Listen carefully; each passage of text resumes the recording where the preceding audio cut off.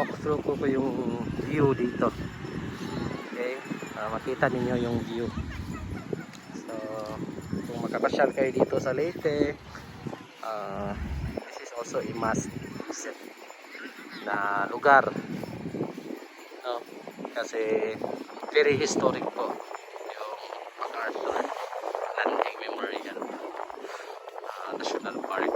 Ayan. Ayan po yung Pacific Ocean. Pacific Ocean na po yan. Yung bandang yan. Okay. So, sabi nila dito, during Yolanda time,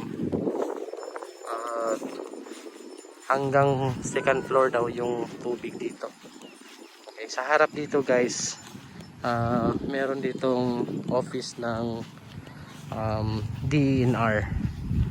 Okay, so based ko sa interview ko doon, hanggang second floor ng DENR office. Okay, so ang daming namatay during that time dito sa lugar na ito, sa Palo, no? So kung na tatandaan ninyo,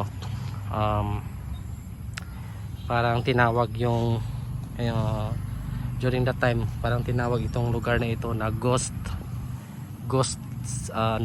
place, no? Kasi napakaraming namatay po dito. Tapos sa banda, dito banda, tatay dito.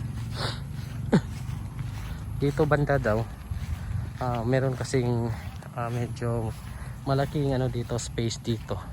Diyan sa lugar niyan. Diyan daw nagkaroon daw ng mass grave sa lugar niyan. Okay? Ayan. So, yan daw na mass grave daw dito kasi sa dami ng mga namatay, wala ng space, no, sa cemetery, kaya nag mass grave na lang dito. Ito talaga yung area, no, based sa interview ko doon sa lokal dito sa lugar na ito. Okay. Ayan. So, yun, no? So, by the way, napakaganda ng area, parang dinevelop nila. And then, after Yolanda, doon pa nagkaroon ng parang seawall dito. Ayan, tingnan natin yung seawall.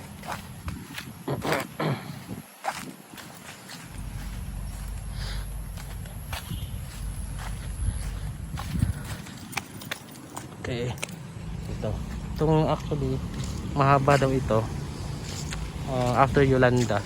This is actually donation daw from Japan, no, from Japan daw. Ayan.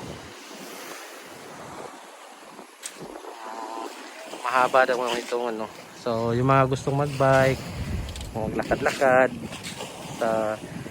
maglakad-lakad dito, gustong mag-relax with the view of the waves, no, facing the Pacific Ocean po, no, yan, pwede dito.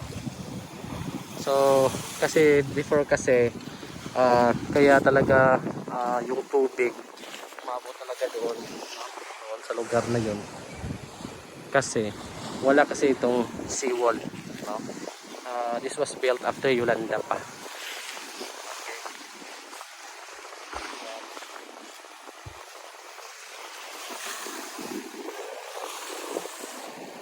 Alright. Yan. So, tapos ito yung MacArthur Park.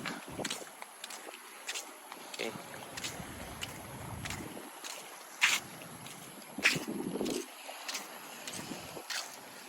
And then, so, punta tayo doon. Punta tayo doon sa park.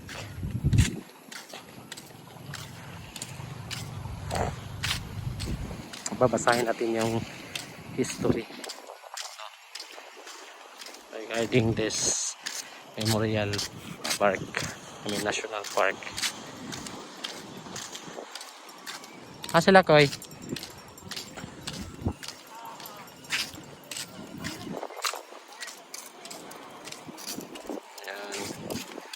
Yan.